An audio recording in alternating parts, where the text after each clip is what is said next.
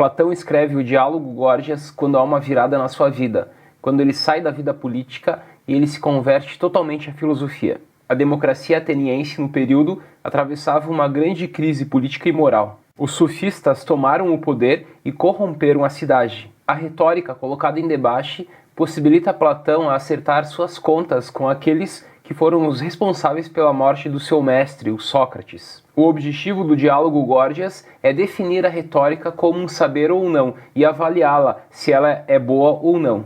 Isso implica refletir sobre o uso filosófico e o uso retórico da palavra e as suas implicações morais e políticas. As questões centrais postas no Diálogo Górgias são as seguintes: deve-se se apossar do poder para satisfazer os próprios interesses? Ou é preciso pensar como Sócrates, que via a filosofia como um valor essencial para o ser humano e para a cidade? Destacarei agora 4 pontos da obra. O primeiro ponto é acerca da impostura da retórica. Ao contrário do diálogo filosófico, a retórica não tem como objetivo a busca da verdade. O seu único objetivo é conquistar o poder pela palavra. O retórico procura manipular o seu auditório pela técnica da persuasão, baseada na impostura e na bajulação. Por meio de suas belas palavras, ele consegue parecer, diante de um público de ignorantes, mais sábio do que os próprios sábios, embora ele não saiba mais sobre o assunto do que aqueles a quem ele se dirige. Para persuadir, ele usa a bajulação. Ele apenas diz ao auditório aquilo que o público quer ouvir e aquilo que agrada ao público.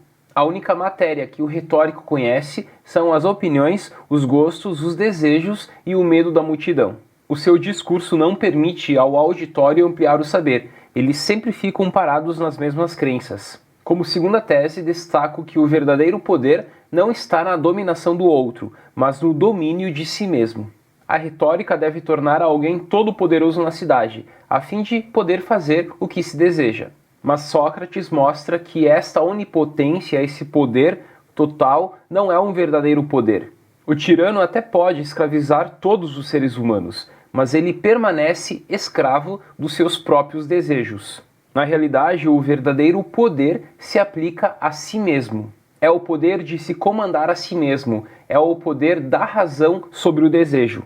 A terceira tese que destaco é a seguinte frase: é preferível sofrer injustiça do que praticá-la. O tirano é impotente e é também o mais infeliz de todos os seres humanos. Sócrates, por meio da obra Górgias de Platão, diz que praticar uma injustiça, cometer uma injustiça contra outrem, é cometer uma injustiça contra si mesmo. Não há mal pior do que aquele que se faz à própria alma. Para os retóricos, é permitido cometer injustiça com toda impunidade. Para Platão, por meio de Górgias, é preferível sofrer uma injustiça do que praticá-la. Por fim, no quarto ponto deste vídeo, lanço a seguinte pergunta: a justiça é uma relação de força ou de harmonia? Há 2 teses que se confrontam no Diálogo Górgias de Platão.